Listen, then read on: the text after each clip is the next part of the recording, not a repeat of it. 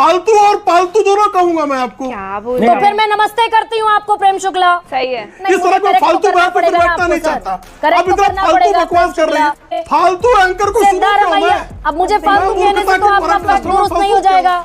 महिला होने के नाते जिन शब्दों का चयन एक महिला एंकर के लिए किया गया, उसका जबरदस्त भर्त्सना करती हूँ। और टीवी पर आने वाली एक धाकड़ पत्रकार हैं, एंकर हैं गरिमा सिंह जी।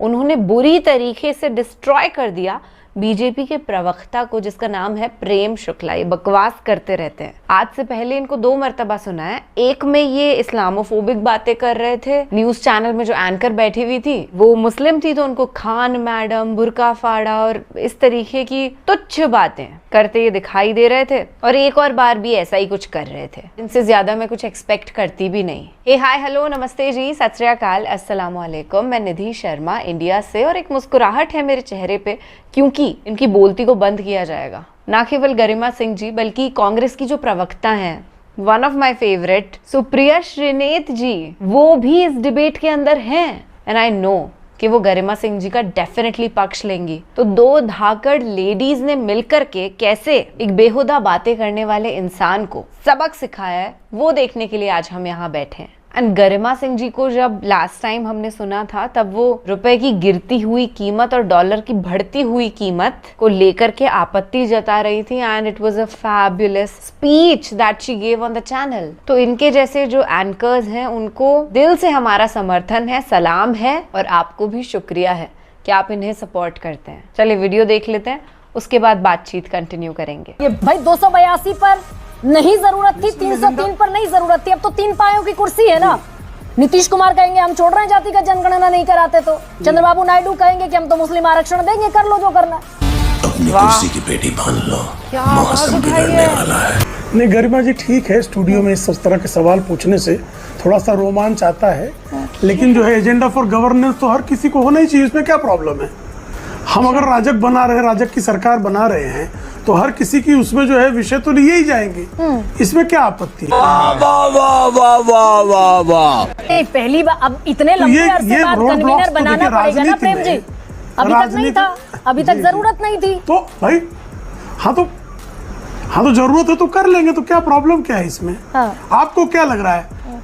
आपके समाचार आपके यहाँ जो है किसी जमाने में कोई और एंकर था, उसकी अलग स्टाइल थी। आजकल आप एंकर हैं, तो आपकी अलग स्टाइल है। क्या कहना क्या चाह रहे हैं भाई आप?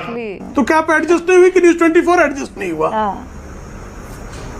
तो ये देखिए, समय के अनुकूल जो है राजनीतिक निर्णय होते हैं, समय के अनुकूल जो है शासन के संचालन की जो है व्यवस्था तैयार होती है। समय के अनुकूल बीजेपी मान लेगी ना। कहा कि जो राष्ट्रीय तो प्रेम शुक्ला, सुनिए सर, अरे भारतीय जनता पार्टी इसी की विशेषज्ञ है। ठीक है, विशेषज्ञ हैं आप, परिस्थितियों के अनुकूल फिर आप ये मान अटल जी का तुमने उदाहरण दिया आपको। नहीं, एक सेकंड आप रुक जाइए। आपने पूरा इलेक्शन कैंपेन खड़ा किया कर्नाटक सरकार के एक फैसले के खिलाफ। कर्नाटक में मुस्लिम को आरक्षण दे दिया, ओबीसी का हक छीन लिया, SC ST का हक छीन लिया। ठीक वही बात चंद्रबाबू नायडू कर रहे हैं आंध्र प्रदेश में, उनको आप बगल में बैठा रहे हैं। तो ये परिस्थितियों का अनुकूलन हुआ क्या? अडेप्टेशन हुआ क्या? आपके सामने good question, you are a good question. देखिए, आपको कंफ्यूजन हो सकता है, टीडीपी को नहीं है। टीडीपी के प्रवक्ता ने कहा कि हम संविधान के सम्मत करेंगे निर्णय। तो आप ये ने बताया सुप्रीम कोर्ट ने अगर संविधान सम्मत, हाँ भाई नहीं हुआ ना, नहीं तो सुप्रीम कोर्ट स्टे क्यों लगाता? तो संविधान सम्मत NCBC जो है, जो संवैधानिक संस्था है, आप सुन तो लीजिए कि मैं भी सुप्रिया जी की तरह बात करूं आपसे। मैं भी बोल लेती हूँ, मैंने सवाल पूछा। सुन तो लीजिए भाई। नहीं तो पहले आप पूरा बोल लीजिए तब मैं बोलता हूँ। अब सुनिए आराम से प्रेम जी, पूरा बोल लीजिए। हाँ, मुंबई सरकार के फैसले पर सुप्रीम कोर्ट ने कहा कि त्रुटिपूर्ण फैसला था। ये सुप्रीम कोर्ट की टिप्पणी है जी। लेकिन विजय कृपा करके बताइए, NCBC संवैधानिक संस्था है कि नहीं है? NCBC national commission for backward classes, ये संवैधानिक संस्था है कि नहीं है? अबे जल्दी बोल, कल सुबह पनवेल निकलना है। तो संवैधानिक संस्था ने ये पाया कि कर्नाटक में जो इन्होंने लिस्ट बनाई है मुस्लिमों को जो आरक्षण के दायरे में ले आए हैं, उसके लिए कोई वैज्ञानिक आधार इनके पास नहीं है। उस पर किसी प्रकार का सर्वेक्षण नहीं हुआ है, इसलिए उसने आपत्ति दी। अब मामला सुप्रीम कोर्ट में गया है, सुप्रीम कोर्ट ने खारिज किया है। क्या कर्नाटक के बारे में नहीं कहा, ये बंगाल के बारे में कहा। गजब टूबीबाज आदमी। मैं एनसीबीसी की बात कर रहा हूँ, मैं पढ़कर आता हूँ, मैं एनसीबीसी की बात कर रहा हूँ। सुप्रीम कोर्ट ने एनसीबीसी ने कहा है, हंसराज अहीर का आपको स्टेटमेंट दे देता हूँ। आप ही की सरकार के फैसले को सरकार के फैसले को एनसीबीसी का मैं कोट कर रहा हूँ। मुंबई मैं सरकार कोट तो एनसीबीसी को कर रहा हूँ। मैं और क्लियर कर देती हूँ, मैं मुंबई की सरकार को कोट ही नहीं कर रहा हूँ।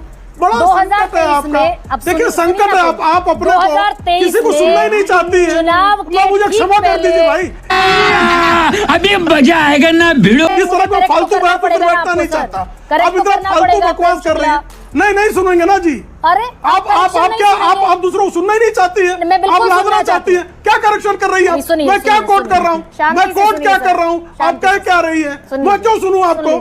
क्यों सुनूं मैं आपको? क्यों सुनना तो पड़ेगा प्रेम शुक्ला। मैं सुनूं क्यों आपको? मेरे सुनना तो पड़ेगा सर। बोलने दे, तकलीफ हुआ है बेचारे को। बोल।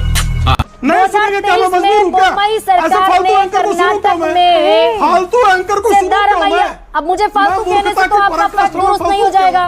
मुझे फालतू कहने से बिल्कुल फैक्ट दुरुस्त नहीं होगा आपका। कहूंगा मैं, फालतू और पालतू दोनों कहूंगा मैं। क्या बोलते हैं? तो फिर मैं नमस्ते करती हूँ आपको प्रेम शुक्ला।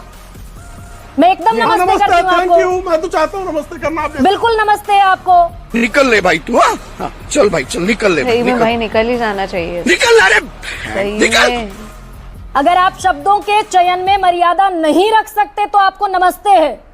मैं सबसे पहले तो एक महिला होने के नाते जिन शब्दों का चयन एक महिला एंकर के लिए किया गया उसका जबरदस्त भर्त्सना करती हूँ, और ये बिल्कुल नहीं किया जाना चाहिए था। कोई भी करे सर्वथा गलत है। बिल्कुल। मैं चाहती हूँ कि जिसने भी किया उस पर माफी मांगी जाए, बीजेपी माफी मांगे और उसके बाद इस बात को आगे बढ़ाया। हिम्मत कैसे हो गई प्रेम शुक्ला की फालतू कहने की? भाई सीरियसली, तुम बीजेपी के प्रवक्ता हो, इतनी बड़ी पॉलिटिकल पार्टी है जिसको आप रिप्रेजेंट कर रहे हैं ऑन नेशनल लेवल, पूरा देश देख रहा है, और आप ऐसे शब्दों का चयन कर रहे हैं। या तो भारतीय जुमला पार्टी के अंदर एक रूल है कि भैया पढ़े लिखे हो तो हमारी पार्टी को ज्वाइन मत करो। जैसे कांग्रेस पढ़े लिखे लीडर्स को चूज करती है, वैसे बीजेपी अनपढ़ को चूज कर रही है लगता है। कोई जातिवाद की बात कर रहा है, कोई सांप्रदायिक दंगे भड़का रहा है, तो कोई ऐसी ओछी बातें कर रहा है। हम तो यही कहेंगे कि गरिमा सिंह जी आखिर तक भी इनसे बेहद इज्जत से पेश आई,